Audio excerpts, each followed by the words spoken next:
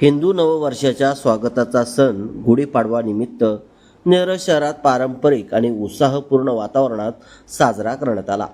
मराठमोळ्या संस्कृतीचा देखणा आविष्कार पाहायला मिळाल्याने संपूर्ण शहर भक्तिमय आणि उत्साही झाले होते.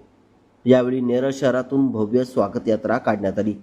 दत्त मंदिर येथून सुरू झालेली ही यात्रा मुख्य बाजारपेठ, श्री छत्रपती शिवाजी महाराज चौक मार्गे राम मंदिर येथे समारोप करण्यात आला.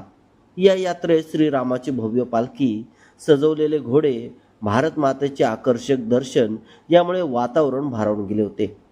तसेच मराठी शाळा जपल्या पाहिजेत असा संदेश देणारे फलक आणि घोषणांनी उपस्थितांचे लक्ष वेधले. शाळेतील लहान मुलांनी सादर केलेले पथनाट्य, लेझिमचे तालबद्ध सादरीकरण आणि पारंपरिक वेशभूषेतील सहभाग यामुळे यात्रेला वेगळीच रंगत आली होती. नेरळ शहरातील पंचक्रोशीतील यावेळी नागरिक या ठिकाणी उपस्थित झाले होते.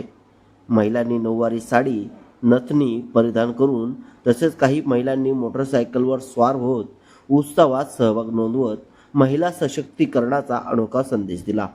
संपूर्ण नेरळ शहर गुढीपाडव्याच्या उत्साहात न्हाऊन निघाले असून पारंपरिक संस्कृती जपत नववर्षाचे जल्लोषात स्वागत करण्यात आले.